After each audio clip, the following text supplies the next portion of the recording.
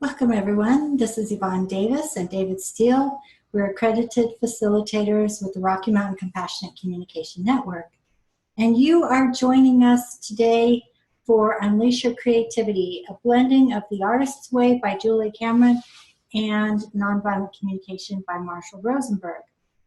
So, today we're in week 7, so I think we're going to talk about jealousy. Are you starting to feel jealous? You always look so good on camera. Yes, I always look horrible. It's not fair. How come you get all the luck? Don't know what to tell you. No, I'm sure you do. You're just afraid to say it.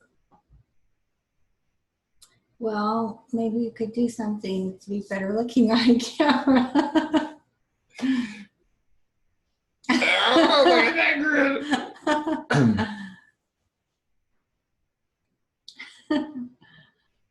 I am not jealous.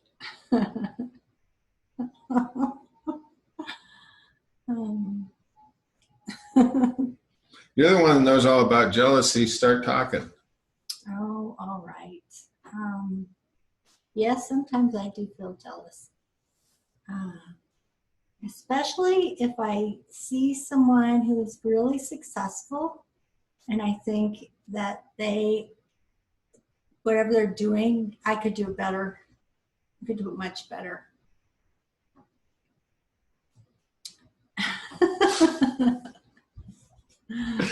Oh man. Okay.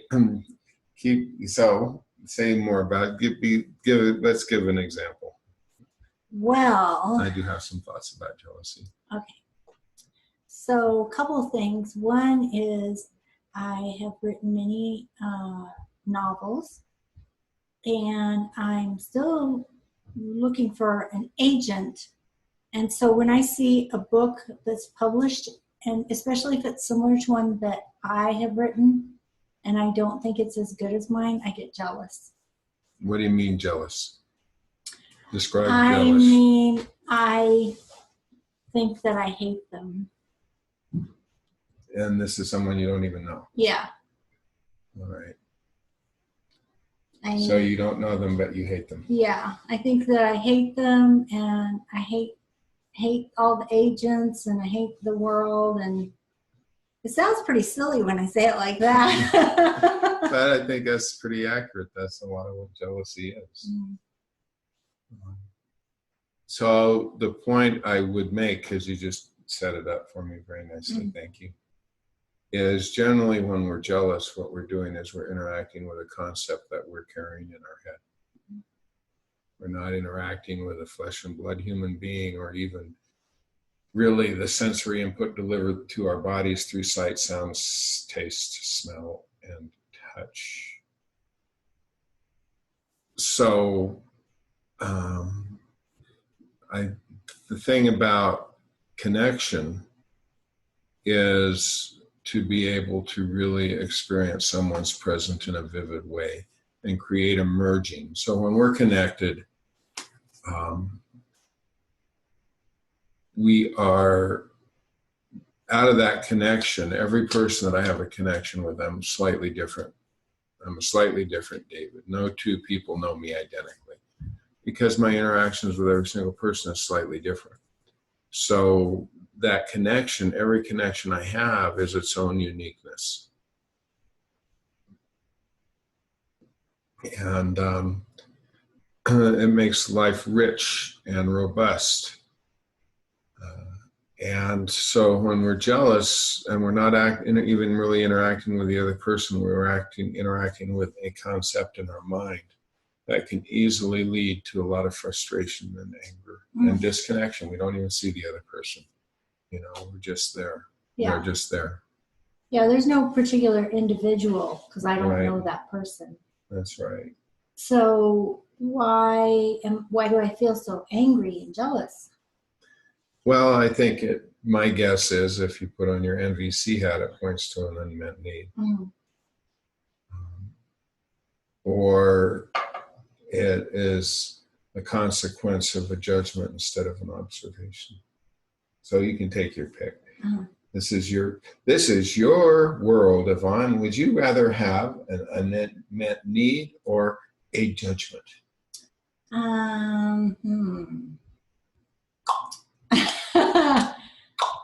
Okay. Yvonne is deciding if she wants to have an unmet need or a judgment. I think I'll go with an unmet need. Okay, unmet need. So, when you see the book and you possibly think it's not that well written, and you're wondering how the hell they got an agent, let alone a publisher, and you feel jealous.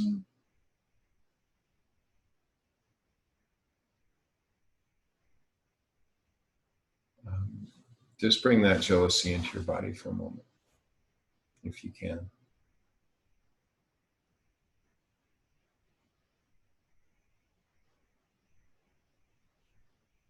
Okay, and describe what's going on in your body.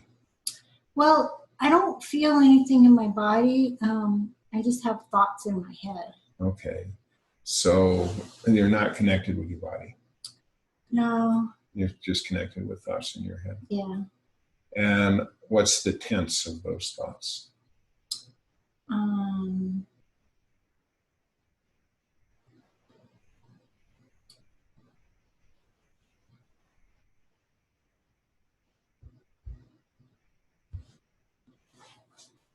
not sure I understand the question. Past, present, future. I think it's present. It's present. Mm-hmm. So the thoughts are about what's happening right now, or not happening right now. Yeah, I think so. Are they about what's happening or what's not happening? I think it's more about what's not happening. Right. Mm-hmm. So,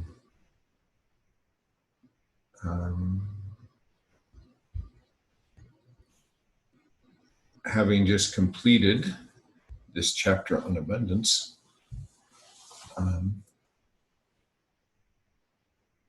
if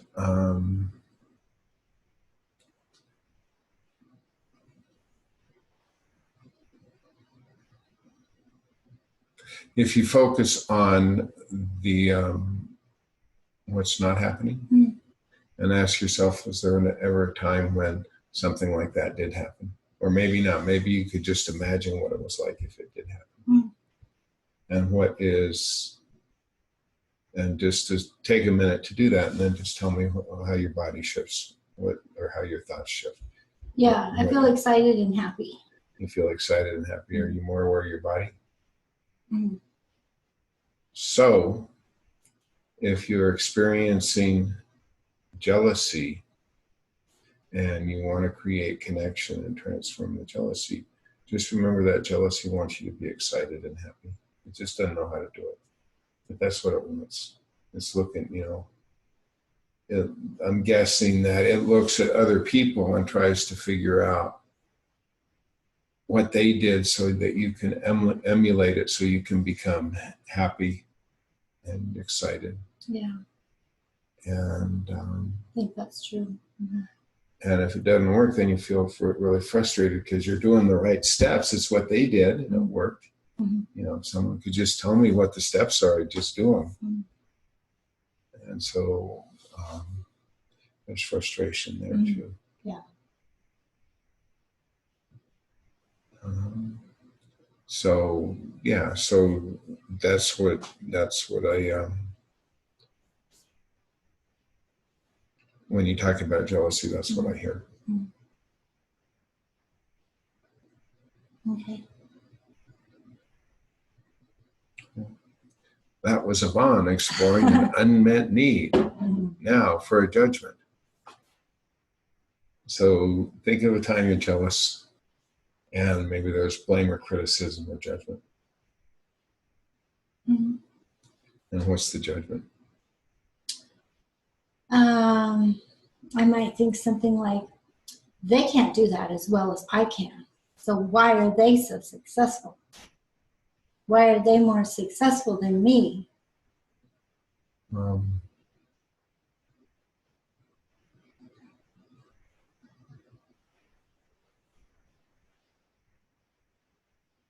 Okay. I would say the first part, without the question, they can't do that as well as I can. That's a judgment. So I'm hearing also that implicit in that is they shouldn't be more successful than me because I'm better at it. Does that ring true? That's actually, it's not so much that it bothers me that they're successful. It's the fact that they're more successful than me, even though I think I can do it better than them. So in having your value not being seen, Yeah. not being visible. Yeah. Does that ring true when I say it, that you're not visible? So you're yearning for visibility, for having your competence acknowledged. Yes. All right. So often when there is a judgment, there is still an unmet need. That's why we listen to ourselves. So we get in touch with the needs because they relieve us of the burden we carry. Jealousy is a burden. It's a weight. It takes a lot of energy to be jealous. Your mind is spinning. You're pumping all this stuff through your body. You know, maybe you don't get your work done. Like 2 hours has gone by and you haven't done any homework because you've been imagining how they would interact with an ice pick or something, you know, and or, you know, a situation where they get a comeuppance and everyone realizes that you're really the person that knows what you're doing and they don't, and whatever kinds of things that go on in your head. And all of a sudden 2 hours have gone by and you haven't gotten anything done that moves you towards what you really care about. And so jealousy can be a distraction. It can be a weight. It can be hard on your immune system, you know, because you get all these chemicals pumping through your body. So when you get in touch with the need beneath the jealousy, there's liberation. There is a relieving of burden. And part of that is when we self-connect, and we've said this a lot of times during this program, is it puts us in that internal locus of control space. When it's them and I'm blaming them and they have to change and the system was unfair because it chose them and not me and all that stuff, we're not in a position of power. When we bring it inward and really look at what it is that we are yearning for and what we care about and put our attention there, then all of a sudden we can step into that world of abundance where we see many ways that need can be met, rather than focusing on a specific instance where it wasn't met. And then we're more resourceful and have more energy and are much more likely to make things happen that meet the need. And thus we all find enlightenment and live happily ever after. But not until you finish the program. Okay, does that all make sense? Anything you'd like to add? No, I think that's good for tonight. All right. Okay. Well, that's good for tonight. All right, so we're going to bring this to a close. And as always, we really appreciate when you subscribe. So if you subscribe, thank you so much. Subscribe. And ring the bell for notifications. Bell. And share on your social media and with your friends and family. And like this video. And make comments below. And you will live happily ever after. I promise. Cool. Money back guarantee. All right. That's safe. Okay. So we'll see you tomorrow. Good night.